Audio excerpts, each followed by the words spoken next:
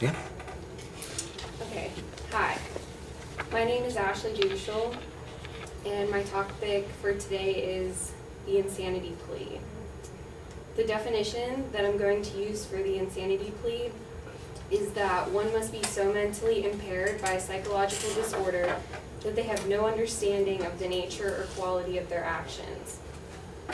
So with that, I'm going to give you a little bit of background because insanity is strictly a legal term. They do not use it in medical terminology.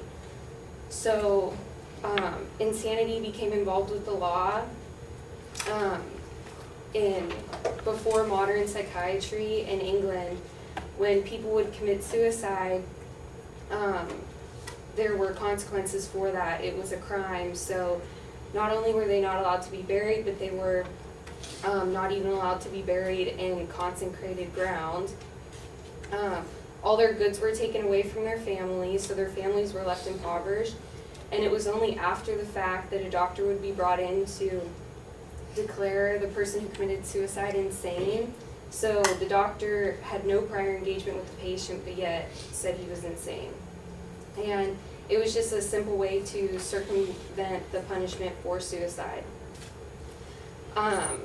So I'm going to be using the abbreviation NGRI for not guilty by reason of insanity.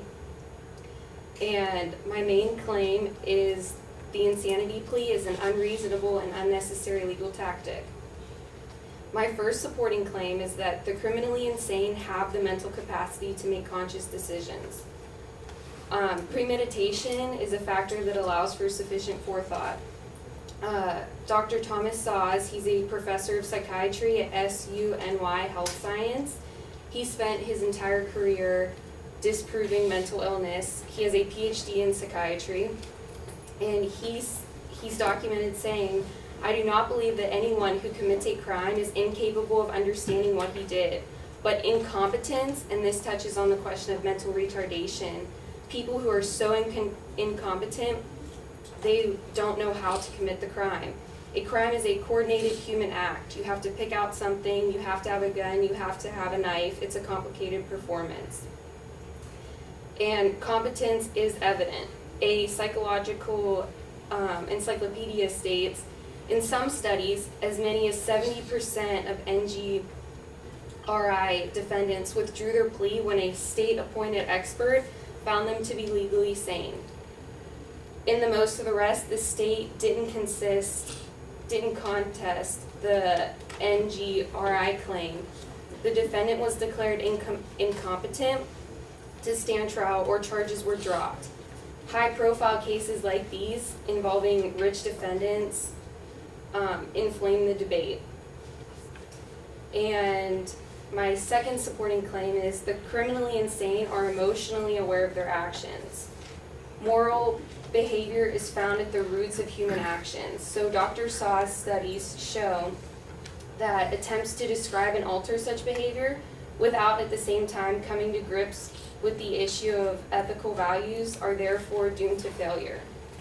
While to concur, Thomas M. Jones and Lori Ryan, who are professors at the University of Washington and authors of Organization of Science, state that human beings are limited in their capacity to process information and therefore rely heavily on decision-making interests to simplify the process.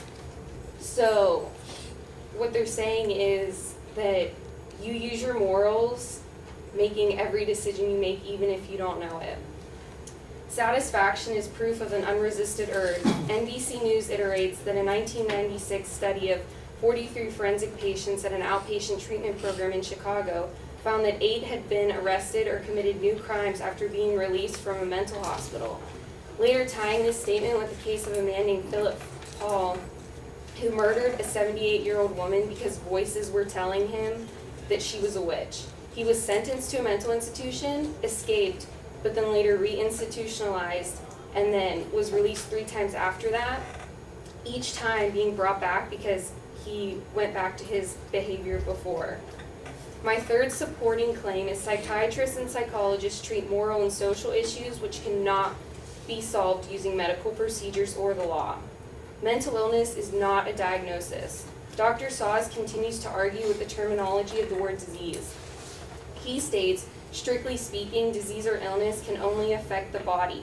Hence, there can be no mental illness. Psychiatric diagnosis are stagnating labels, phrased to resemble medical diagnosis and applied to persons whose behavior annoys or offends others.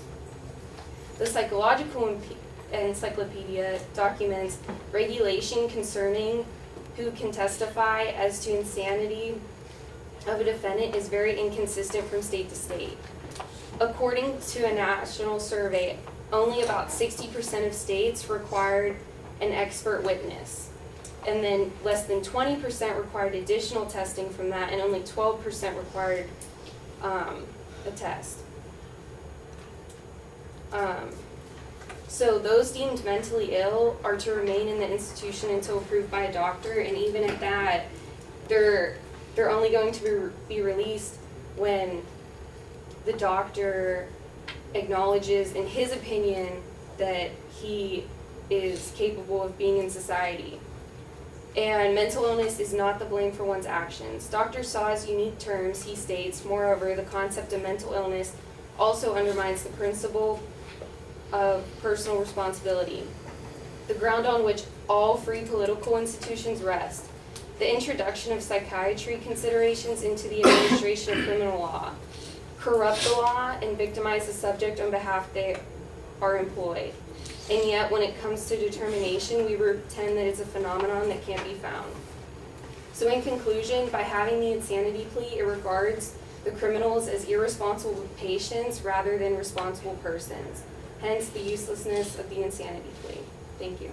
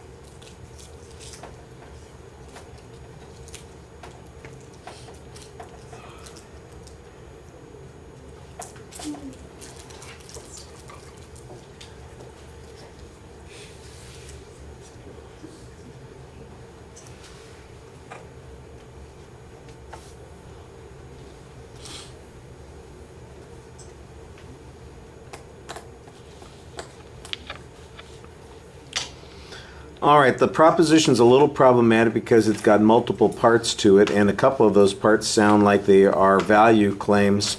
The question about it being unreasonable, for instance, may very well fit in that category. The argument about it being unnecessary, I think, probably works to your advantage, but then you need to put it in context. I never heard any information about the frequency with which the plea is used or the frequency with which it is very successful. In fact, the only data that I heard that dealt with those issues suggested that a pretty substantial number, like 70%, withdrew the plea once the evaluation process began. So it suggests that, it's unlikely that people are escaping punishment because of a plea of insanity, and it sounds like that's kind of the inference that you're making that would be the justification for this argument. But I didn't really get any information to suggest that that's true. I did think that you organized pretty clearly. The best thing that you did was you kind of tried to explain the assumptions on each of the points as you're presenting them. Sometimes, though, those explanations of assumptions clearly put you into that value category. Like at the very end, when you have the one authority who says, it comes down to an issue of personal responsibility, well, that is, the standard that the court is trying to apply, and you're saying that the issue of personal responsibility is it's like a moral choice that is being given, and instead of a medical issue. I think I also got a little bit more argument in the last point about the the legitimacy of any type of mental treatment whatsoever. The idea that somebody's mentally ill is that, it's a denial of such a. The advocate that you cite, the expert that you cite, denies even the terminology of that. So I don't know how mainstream that is and whether or not there's controversy on that particular point. It certainly sounds controversial given the amount of time and money that people spend on these issues. But in the context of a court situation, that's where I think it was a little bit underdeveloped. So maybe you've got a broader issue that's going on here that might be worth talking about. I thought you did a pretty good job citing a couple of examples, although some early information on the history of the insanity plea, I don't know that really gets you anything. There's no source citation on it, and it seems like it takes up a lot of time to get to the main point. Generally, most of your evidence falls in the category of expert testimony, and you're pretty good at citing the authority that you've got there. On the presentation, there's a little bit of nervousness in your hands, and you basically don't look at the audience. Even though you sound confident when you're talking about the issues, you don't look confident while you're speaking about them, and you need to work on those nonverbal skills. All right, thank you.